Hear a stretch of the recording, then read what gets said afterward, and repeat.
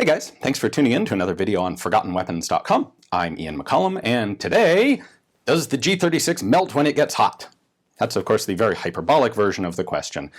The more appropriate question to ask would be, does the group size, does the precision of the G36 suffer when the barrel gets hot? And more specifically, does it suffer to an extent that would conflict with the basic stated German Army requirements for the G36. Now, I want to preface this by saying, no matter what I tell you in this video, I will get flack for it from some people.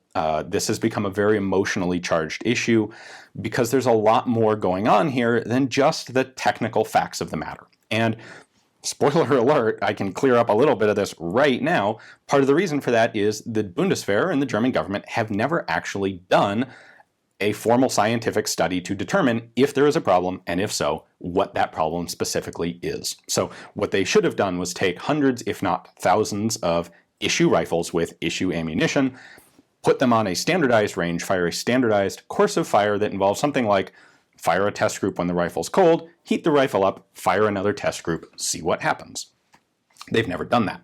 And I think in large part this is because this conflict has become poisoned, perhaps is not too strong of a term, by political and economic considerations, both in government and in private industry. So let's start with where this actually began. The news headline, of course, is if you put X rounds, some rounds, through the G36, this is often taken to mean like if you get in a gunfight with a G36, it will get very hot and you will no longer be able to hit people at any reasonable distance. This is, of course, a statement largely void of specific facts that looks great as a headline and kind of doesn't mean much without specifications to it. Now, where this actually began is kind of curious. It actually began as the result of a new German rifle training program in late 2012 up in northern Germany, where one of the administering officers, and by the way, we're talking 50 or 60,000 troops who went through this training program. So we have a substantial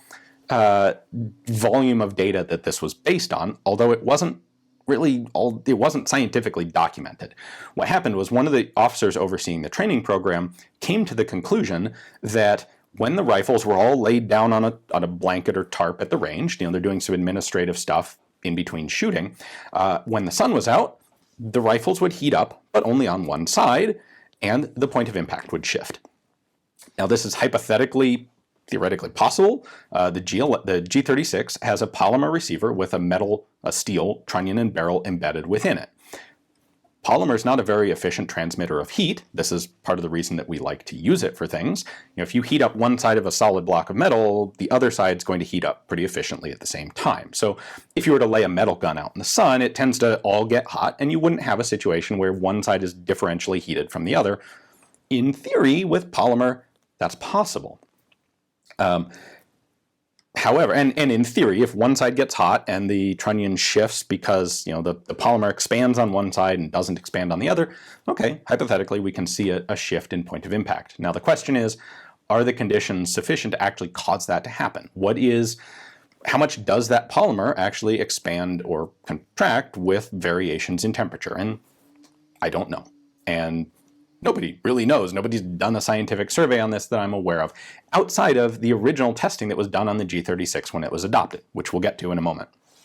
So that's where this story actually originated. And it was a substantial enough complaint that the German military initiated a program to look into it. Now, at the same time, there are also complaints coming in from German soldiers in Afghanistan that the guns aren't accurate, they can't hit anything with the G36s, and they're not happy with them. Now, in many ways, not to disparage German troops, but these sound very similar to the complaints of US troops in Korea saying that their .30 carbine rounds are deflected or stopped by Chinese padded jackets in the winter. And in that case, what we're looking at is nonsense. What's actually happening is those American troops aren't hitting the Chinese. Or perhaps they are hitting the Chinese, but the Chinese guy's buddies drag him off the battlefield, and so a body is never found, and an American soldier who shoots someone and sees nothing happen, or doesn't find a body, then just determines that, oh, well, I mean, I obviously hit him, because I'm great, but it didn't hurt him. And some of the complaints coming out of the Bundeswehr troops in Afghanistan are similar to that. You often have a situation, and again, this isn't studied, this is just a hypothetical here, but you often have a situation where you'll have a group of mechanized troops who are on a vehicle, they come under fire, they dump a bunch of rounds as like an ambush response while booking it to a safe location on their APC. They get to a new location, they deploy, they set out a security perimeter to figure out exactly what's going on. And their guns are still, by the way, nice and toasty from a mag dump or two. And then something pops up 300 yards away. Everybody has optical sights. That target that pops up at 300 yards in World War II or Korea might not have even been visible. But now that everybody has magnified optics, they see the guy and they take a pot shot with a hot barrel under stress. They miss, but instead determine that it's not me missing, it's the gun's not good enough. Or in many of these cases, there were complaints that the 5.56 cartridge was insufficiently effective. Sounds very much like .30 carbine not penetrating a winter jacket. Anyway, that is the origin. Those two separate, similar, and easily misconstrued situations are what led to the investigations and all of the hullabaloo about the G36 losing accuracy when it gets hot. So, if we look at this from a factual perspective, what we're going to see is that, first off, question, if you dump a bunch of ammo through the G36, will its group size increase? The answer is yes, absolutely it will. And it will on every rifle ever made to a certain degree. Now, I have it on informal, non-scientific basis from people who have done some testing on small numbers of rifles side by side, that if you do a test of basically shoot a group, dump some ammo, get the barrel hot, and then shoot another group, the G36's increase in group size is actually quite good. Better than many other comparable rifles and far, far from the worst. So it's actually pretty good in that way. But you have a situation that is very easily misinterpreted by people who either aren't really educated about what they're looking at, or people who have an agenda and a bone to pick. So just as a hypothetical, let's say we have rifle A shoots a 1-inch group when it's cold and a 3-inch group when it's hot. Rifle B goes from 2-inch to 4-inch. Well, one way you could report that is rifle A, when it got hot, shot a 3-inch group. Rifle B shot a 4-inch group. Therefore, rifle A is the better one. You could be still 100% perfectly accurate and say rifle A's group size tripled when it got hot. Rifle B's group size doubled when it got hot. That makes rifle B sound like the better one. And these are issues that you get into with media reports and even in many cases, like high-level, bureaucratic-level officers who are very far removed from the mechanics of firearms technology looking at these issues. So ultimately, the reality of the situation is the G36 is a pretty darn good rifle. And if it wasn't, if this was a legitimately serious problem, we would know about it from more sources than just the Bundeswehr just since about 2012. And frankly, this is what the court system in Germany found. HK sued over this. There were allegations that the G36 was inaccurate to a point that HK had misled the German government when the gun was adopted. It never should have been adopted and it should be replaced. And HK's response was, our gun met all of the requirements.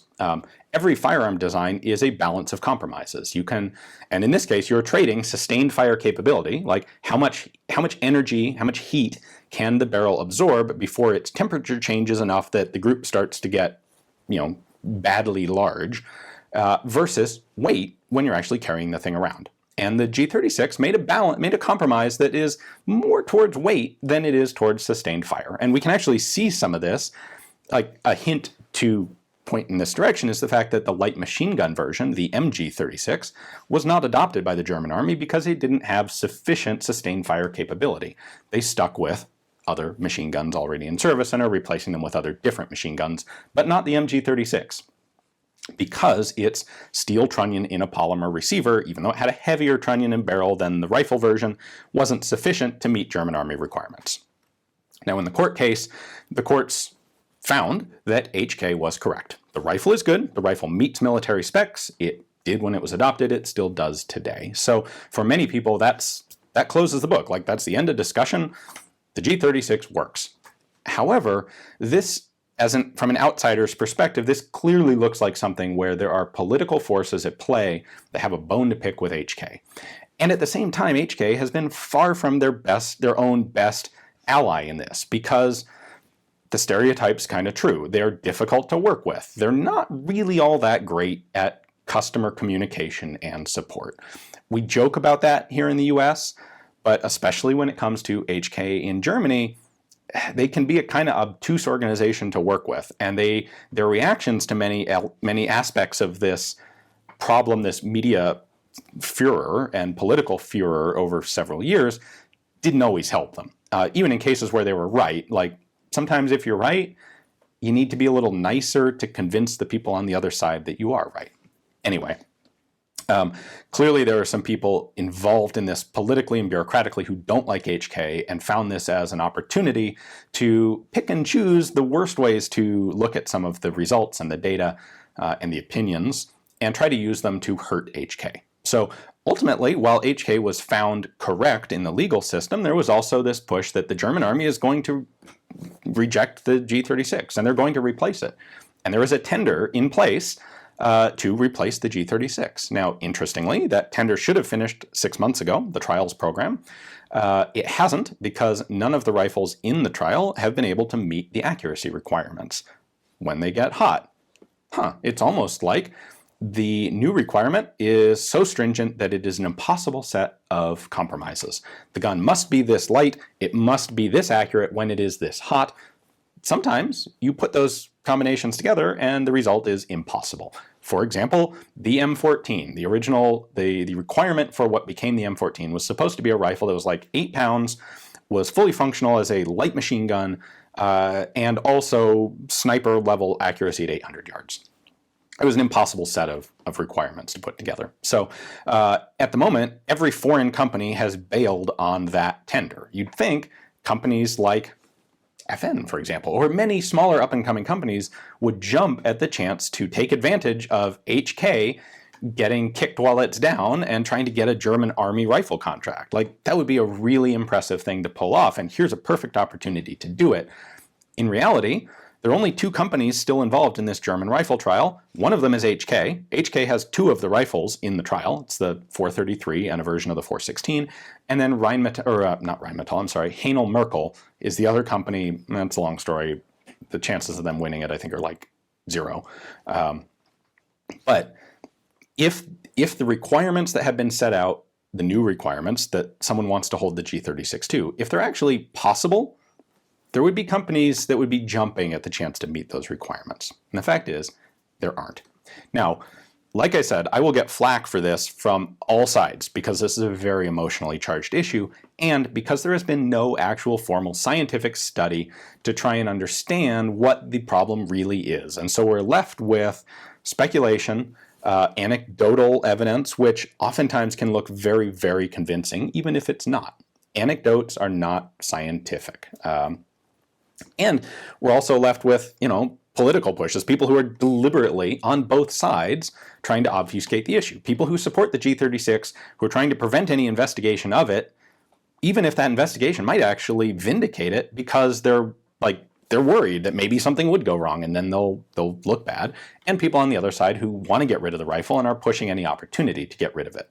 And yet there are some interesting outcomes of this at the same time. So aside from that tender, you might note that a lot of the recent rifles and guns that HK, or that the German military has been adopting, some of the latest patterns of the 416 and the MP7 are sand-colored. And a lot of people look at this and go, well, that's stupid. Like, we're in the process of trying to get out of Afghanistan. Are we really going to do another desert thing? Like, why do we have desert camo as a standard now for new German rifles? The answer is, it may look like desert camo, but it's not. That is a color chosen to be less absorbent of heat from sunlight when the rifle's sitting on one side. So, is that an abundance of caution?